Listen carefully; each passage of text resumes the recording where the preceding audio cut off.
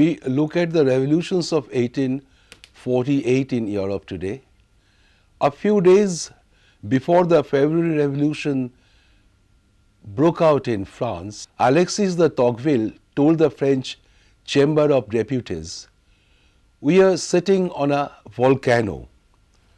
Don't you understand that the earth trembles? There is a storm on the horizon." Before long, the storm lashed the lands of France, particularly Paris.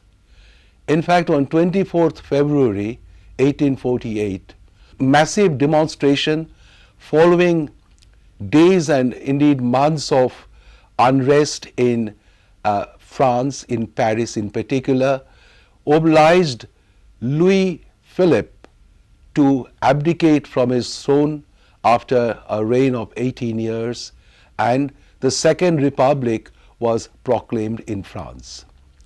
A provisional government was set up and Lamartine was elected the president of this new French Republic.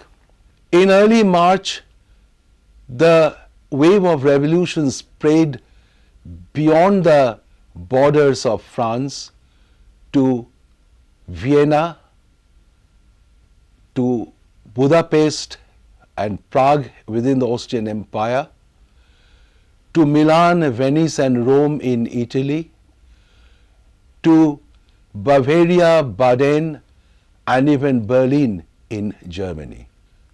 Everywhere there was popular outburst of emotion, massive demonstration in the Austrian capital of Vienna on 13th March 1848 indicated that the bastion of conservatism in Europe for more than half a century had been stormed.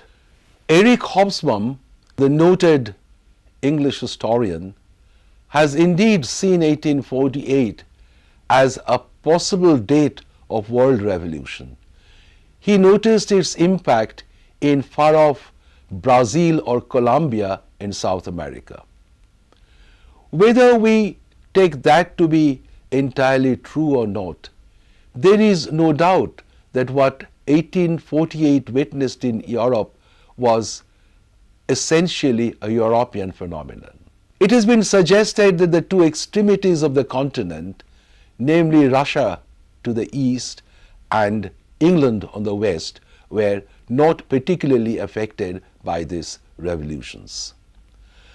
It is true Russia was not much affected by this, though troubles were brewing in Russia that became later clear, say in the late 50s and the 60s. But the British government was very busy tackling the impact of the Chartist movement. There is no doubt then that these were the most widespread revolutions that Europe had experienced so far, and also perhaps the least successful.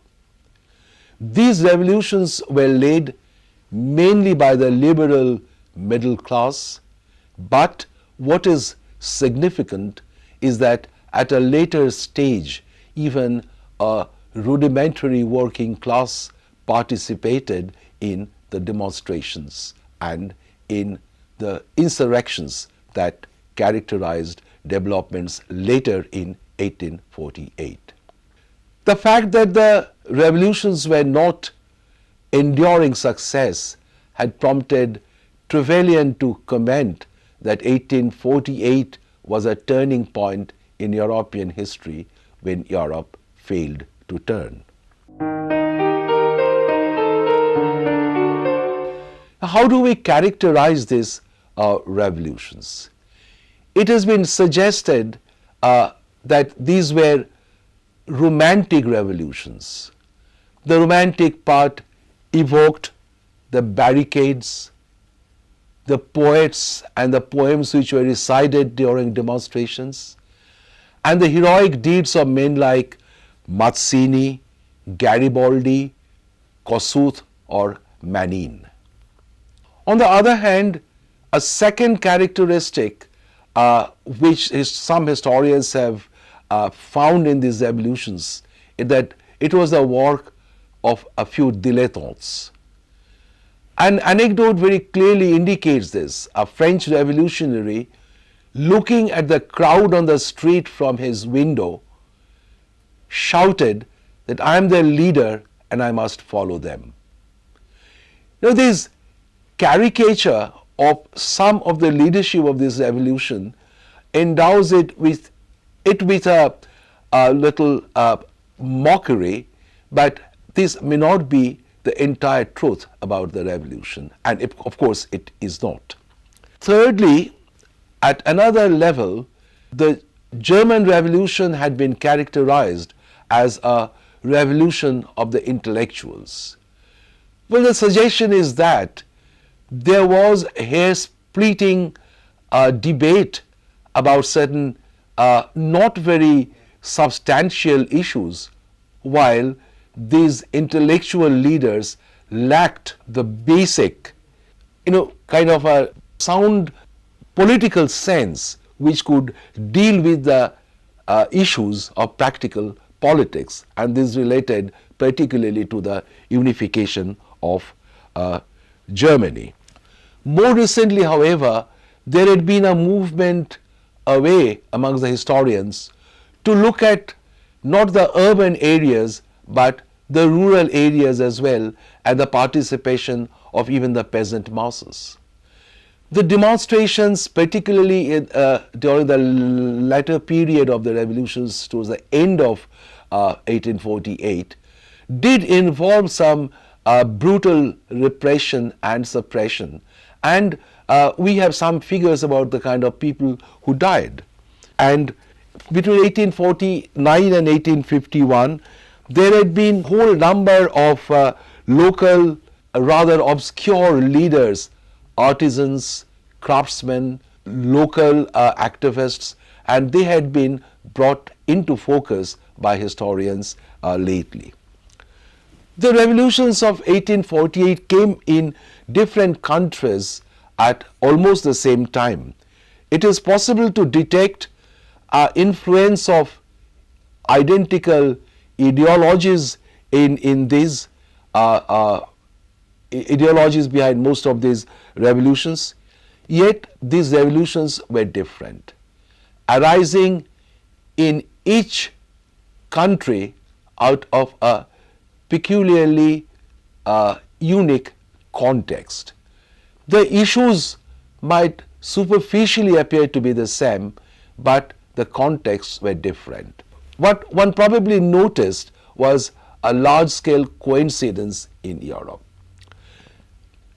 The revolutions did have certain similarities, though they took place in different countries and different societies. Most of these revolutions were led by the new middle class. Among them were merchants, men of finance, intellectuals, professionals, and of course the middle class politicians and the students. This is why Nemier had called it the revolution of intellectuals as well, generally speaking, not just with reference to Germany. Secondly, these were essentially urban phenomenon, and ultimately it was, at one time it used to be believed that the countryside had not been affected, though recent historians have somewhat modified this view. A third similarity was the economic and financial crisis that was experienced most European countries in 1846-47. There was a run of the banks in many countries, and this was climaxed by a crop failure in 1846. The resultant socio-economic distress was transformed into political dissent and walked along with the other long-standing demands that people had been developing as their agenda for reform. There had been a very serious problem of this in the kind of industries that there had been in Belgium, in Silesia, in Saxony, in the Rhineland, and therefore economic and social distresses did to an extent caused the outburst of emotions in 1848 in most European countries. And a fourth or another similarity that one can notice is the ideology. There had been the impact of nationalism in most areas and liberalism. In some places there had been radicalism and also democratic aspirations were seen. So there was some kind of an ideological similarity as well. But these apparent similarities did not mask the fact that there were essentially different movements coming out of different contexts. There was no central all India or all European leadership. The leaders were local and often the issues were local. And indeed ideologies also did not have the same kind of impact everywhere. For example, when in Hungary the nationalists led by Kossuth demanded the implementation of the Magyar language, they demanded autonomy for the Magyars in Hungary, they denied such autonomy and such linguistic freedom to other ethnic minorities like the Croats and Serbs, and this proved to be a weakness of the movement. So there were dissimilarities as well, and therefore it is better to call them the revolutions of 1848 than the revolution of 1848. We may begin to look at the revolutions first in the context of the Austrian Empire. The Austrian Empire led by Metternich was the center of conservatism between 1815 and 48.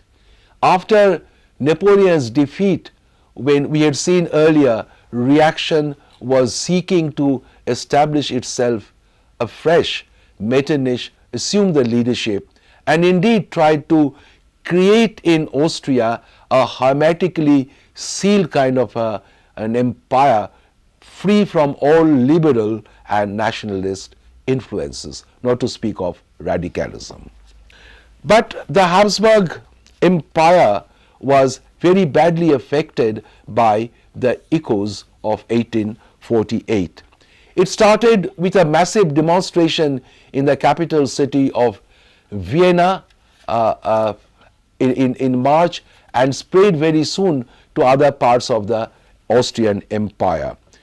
There were centers in Prague and then in Budapest. Prague was the capital of Bohemia, where the Czechs were predominant, and Budapest was in Hungary, where the Magyars were the dominant ethnic group.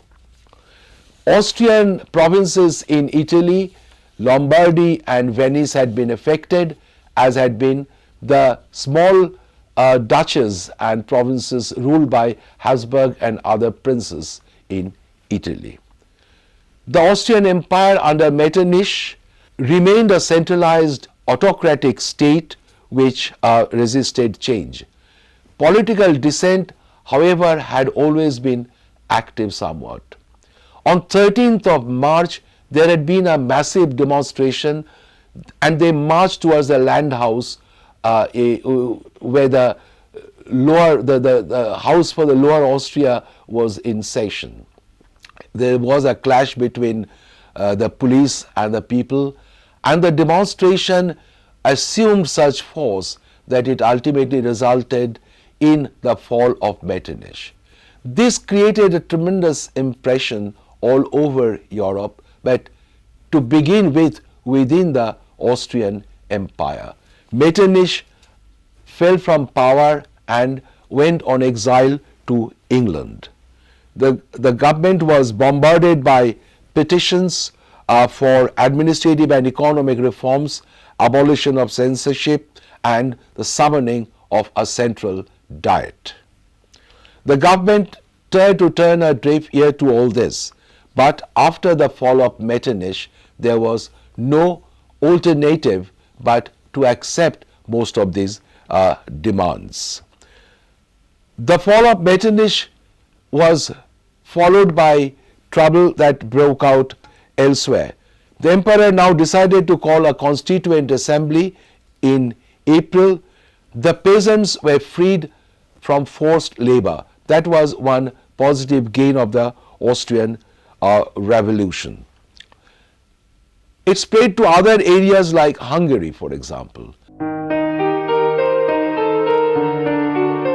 Hungary was a constituent unit of the Austrian Empire, but Hungary had its own historical experience and historical past, which made the Magyars very proud of their medieval past, and there was always a craving for autonomy, if not for downright independence. The ethno-linguistic identity was very strong here, and the autonomy movement derived from this.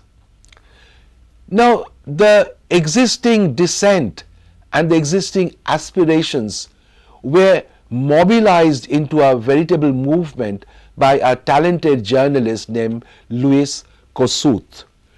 The Hungarian Diet had already in 1830 demanded some kind of autonomy, redemption right for the serfs, etc., but the central government at Vienna, which was autocratic, had totally negated these suggestions for reform. Kossuth now violated the censorship laws and tried to publish all these earlier discussions that were held in the Diet. He was jailed as a result, but was released later. His writings became a major influence on the autonomy movement. They also demanded a different tariff system for Hungary and other reforms of a political and administrative nature. Kossuth was a radical, but there was also a moderate wing in the movement. Among other leaders were Petőfi, the poet, Jokai, and Aroni, the literature. This is another interesting point about these movements in Europe, is that creative intellectuals have very often been very integral part of the movement. The poems of Petőfi had been a great source of inspiration, particularly for the student revolutionaries. The February Revolution in France and then the March one in Vienna acted as a catalyst for further development of the Hungarian movement. On 3rd March, Kossuth demanded in Budapest the introduction of a constitutional government in Hungary. He, however, felt that this hope would hardly be realized so long as there would be an aristocratic government or an autocratic government in Vienna. The fall of Metternich now created a tremendous impression, and a huge procession was organized where the students recited the poem of Petőfi to make their demands more visibly felt. This virtually translated itself into a revolution, and the Hungarian Diet promulgated a constitution. This constitution virtually made Hungary an independent unit within the Austrian Empire. Only there would be a link of the emperor. Civic and religious rights were firmly established. Freedom of opinion was guaranteed. The feudal nobility were deprived of their special privileges, and by 31st March, Vienna had to recognize the new constitution. A new government took charge under Batthyány.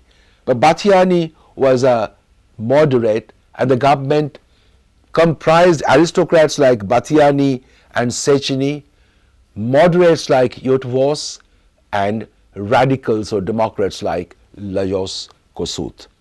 The contradiction within the Hungarian Revolution was now very apparent. Batthyány sent troops to Italy to help Vienna. Obviously, this estranged the radicals, and at the same time, other ethnic minorities like the Croats, Serbs, the Romanians to an extent they expected that the Hungarian Revolution would also lead to their aspirations being realized. But the Magyars said a firm no to the demand of the other ethnic minorities. And this was a weakness from which the leadership suffered. And at the same time, the sharp divide between the moderates and the radicals meant that the government under Batthyány was increasingly under control of the Vienna government.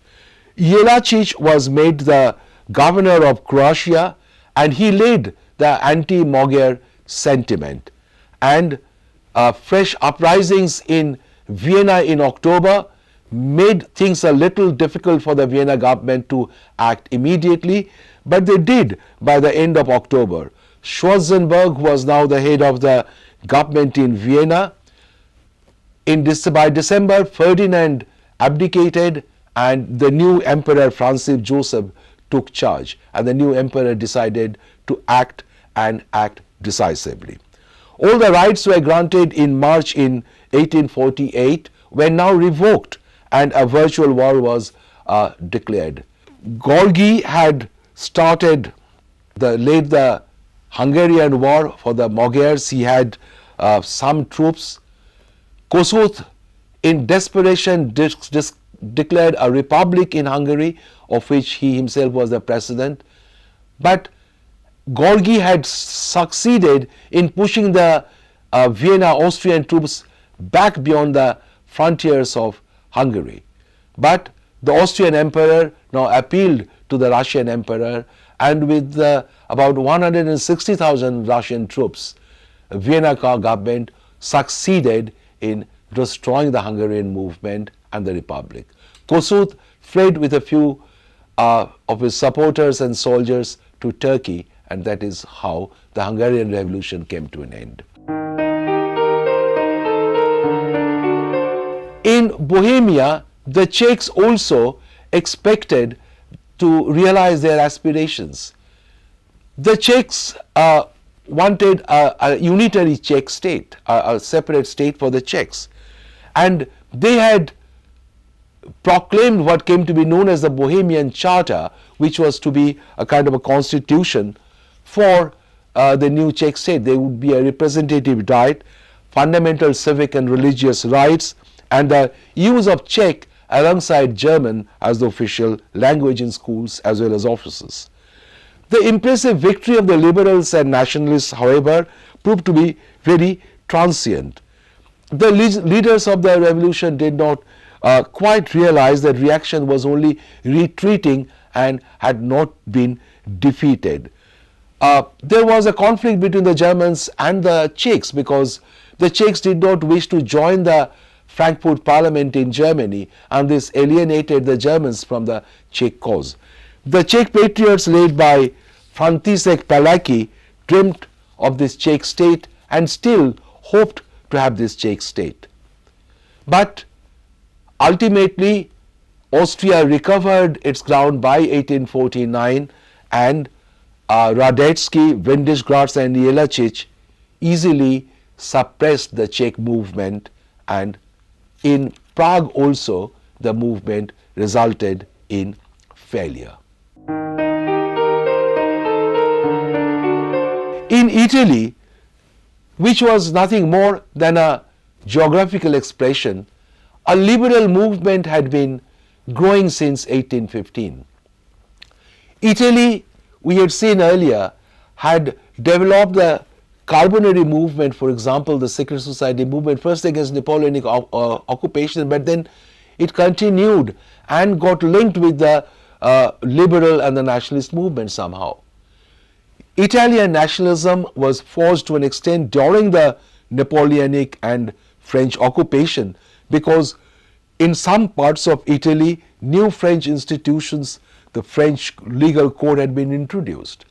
But at the same time, there was rising in Italy a slow but sure desire for national unity. After 1815, the glory of ancient Rome had been relived, had been revived by the literati, by the journalists, by the historians, and in this way the intellectuals and the creative literatures tried to evoke a past as the legitimation of Italy's nationhood. Between 1815 and 1848, the liberal movement gradually grew. There were several strands within the movement that conjured Italy as a nation. It is true, Italy was for far too long hopelessly divided. Therefore, Italy needed now to develop. One major strand in the movement was the Young Italy movement of Mazzini. On the eve of 1848, it seemed that Italy could have had three different options for unity.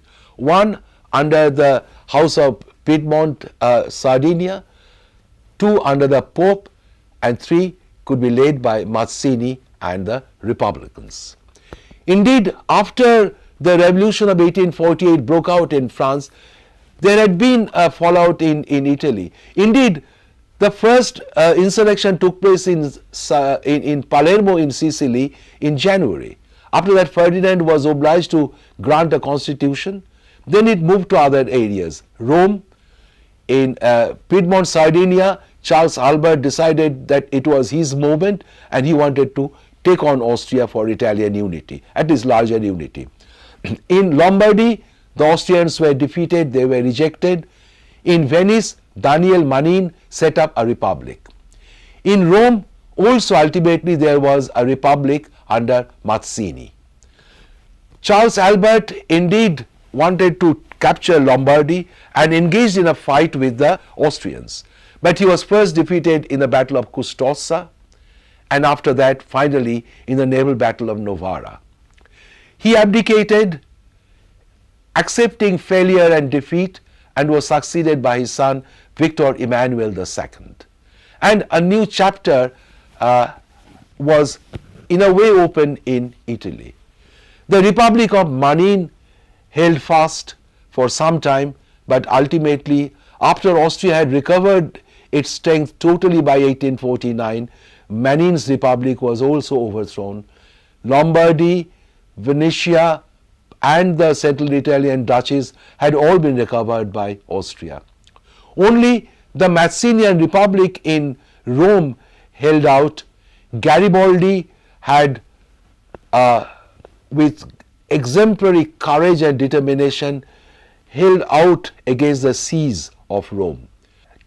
Ironically, the new French president Louis Napoleon sent army to Italy to suppress the Republic of Rome because he wanted to placate the strong Catholic opinion in France. We shall, in the next lecture, look at the experience of Germany in 1848 and then look at its significance and failure, and shall, inter alia, examine the question whether 1848 was, as Trevelyan had long time back said, a turning point when Europe failed to turn.